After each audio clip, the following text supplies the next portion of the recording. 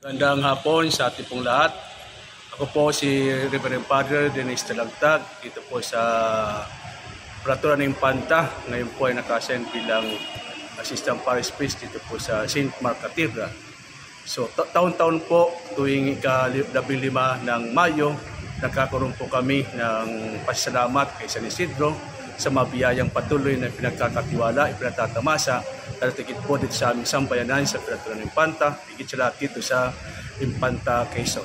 So kami una po, nagpapasalamat kami sa ating mga magsasaka na sa kanilang patuloy din na pagsusumikap, na patuloy na kung saan gumagawa ng pamamaraan upang na dyan mapunuan ng mga pagkukulang, lalo tigit sa larangan ng pagkain. So una-una ay pasalamat sa ating mga magsasaka na kahit na po ngayon ay talagang mahirap dahil po sa tag-init.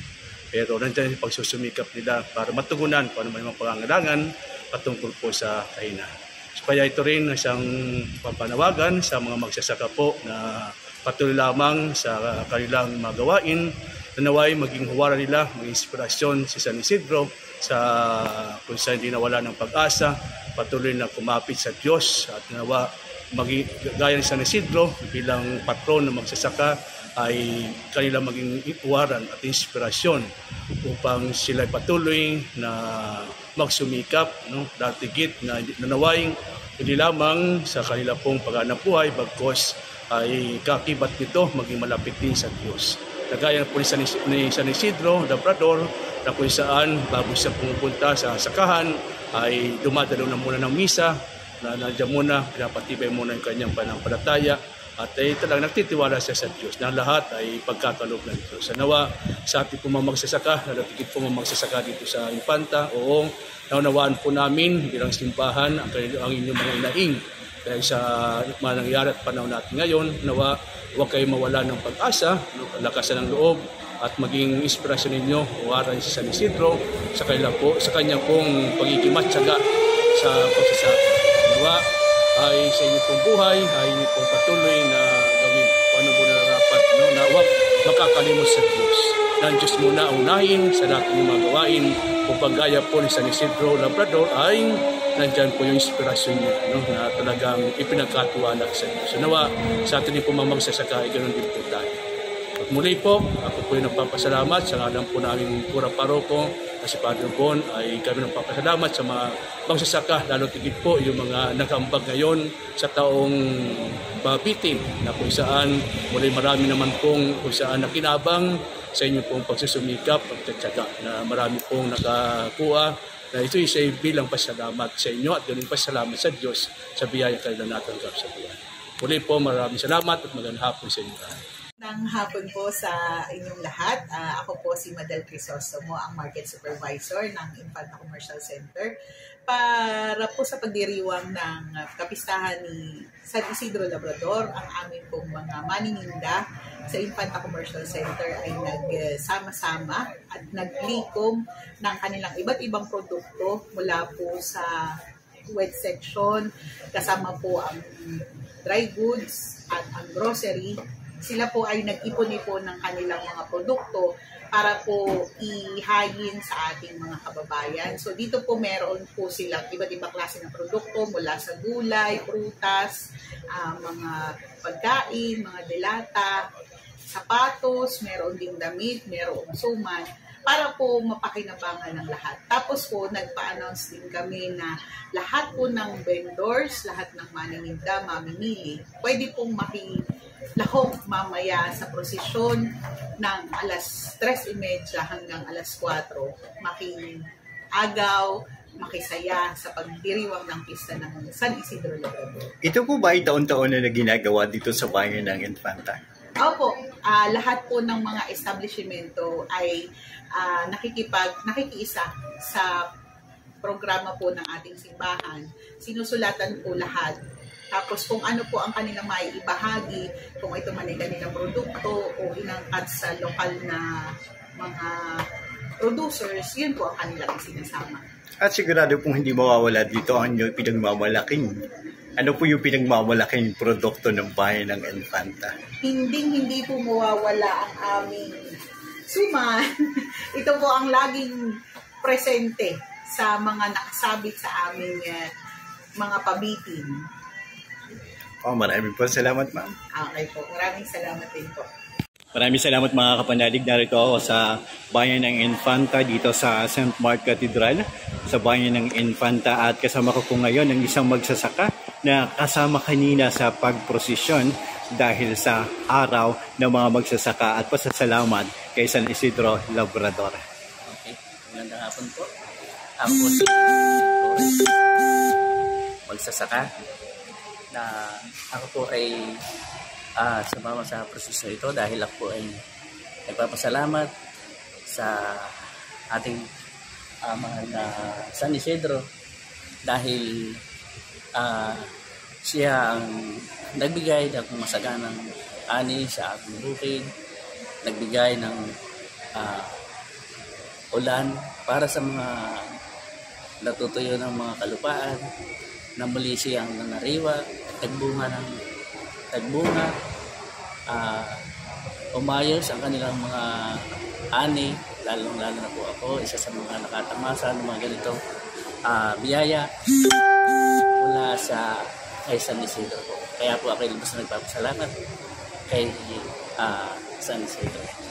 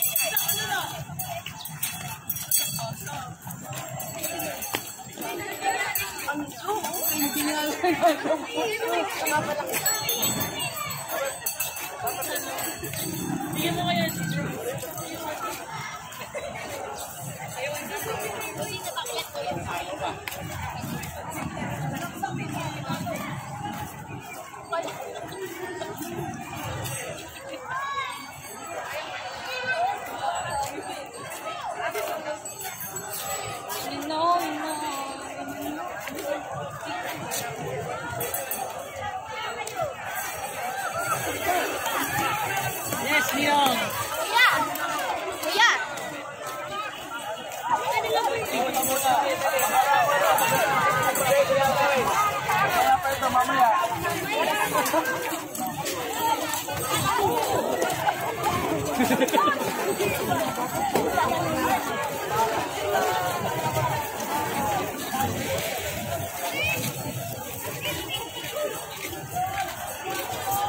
At dito na po nagtatapos ang prosesyon na ginawa dito sa bayan ng Infanta.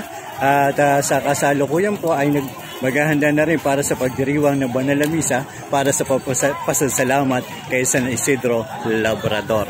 At ngayon po, nasa huli po natin ang Cora Paroko ng bayan ng Infanta, si Assistant Cora Paroko ng bayan ng Infanta.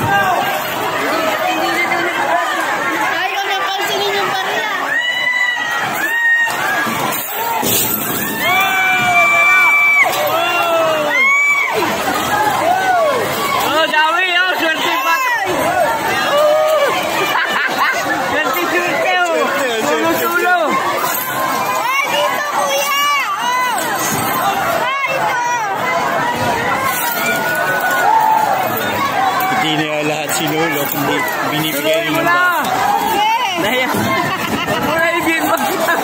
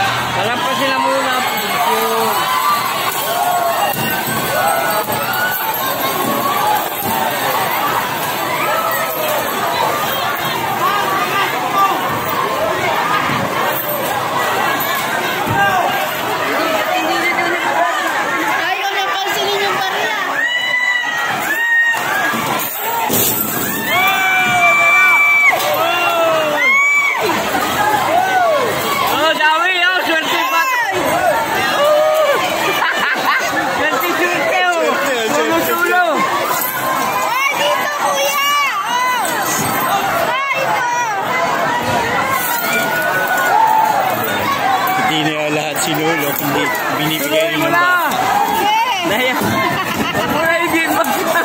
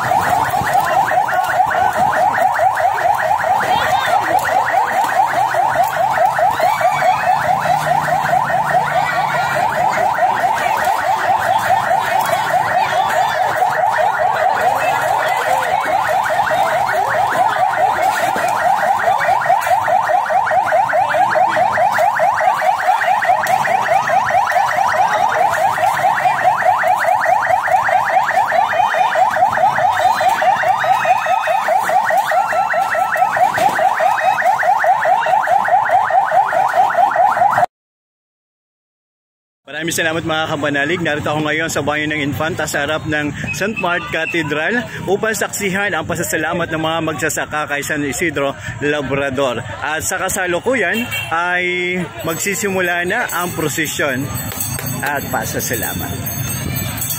Ito po ay pinapangunahan ni Father Dennis.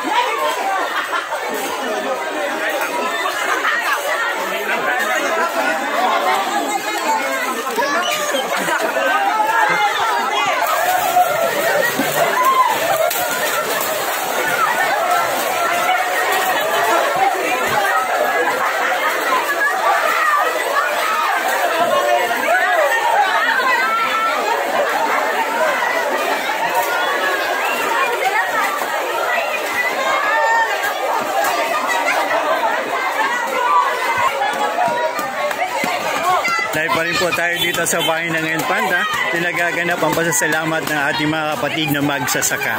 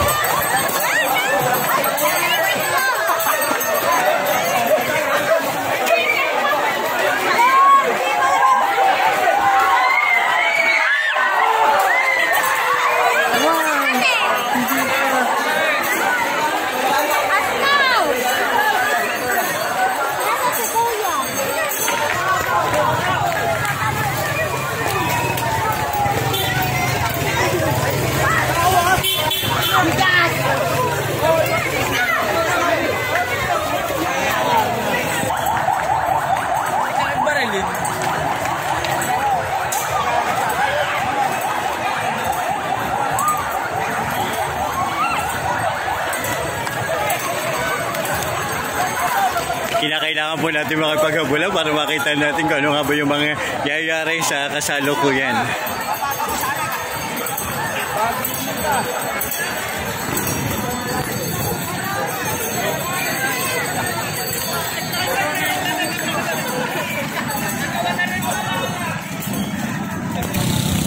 Kinakailangan din po natin tumakbo dahil sa mga ginagawa nila.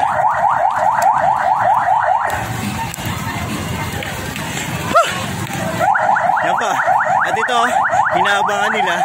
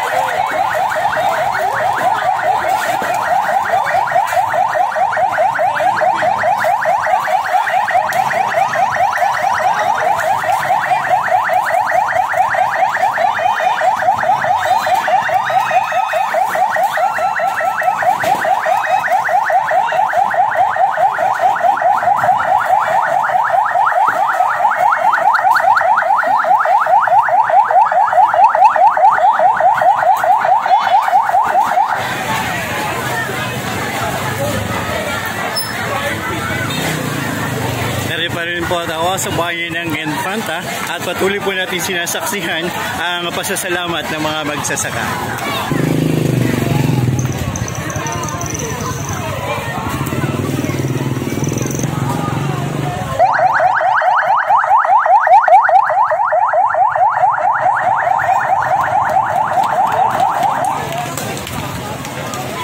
Kinakailangan din po natin makapagsabayan sa tao para tingnan natin yung pagpapakagan. Ito po yung dito sa kanila, hindi pa yan, ipapamigay at namimigay na sa ate. Ayan.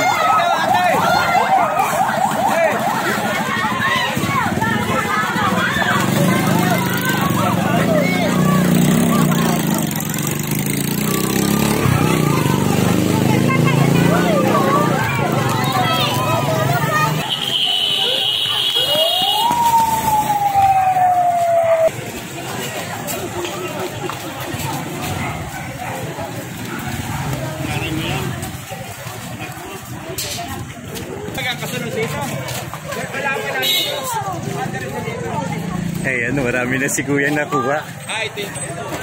Ayan, yung nakuha ni Kuya. Ayan.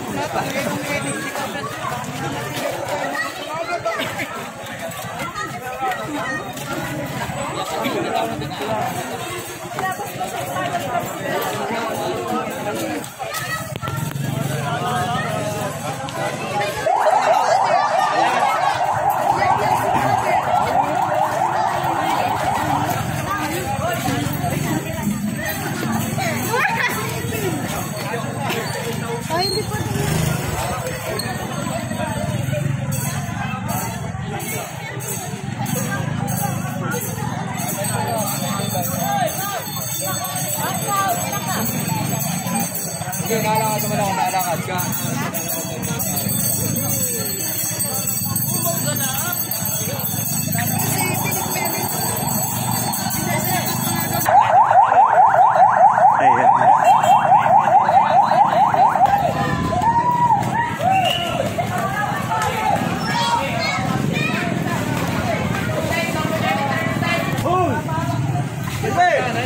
Yung tricycle mo, inihilan natin na. Ha? Yung tricycle mo, inihilan na natin.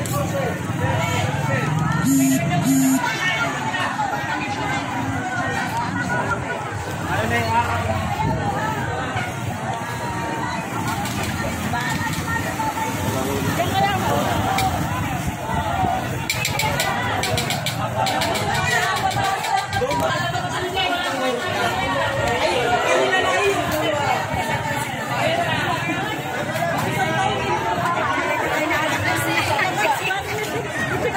sa silbi. Oh,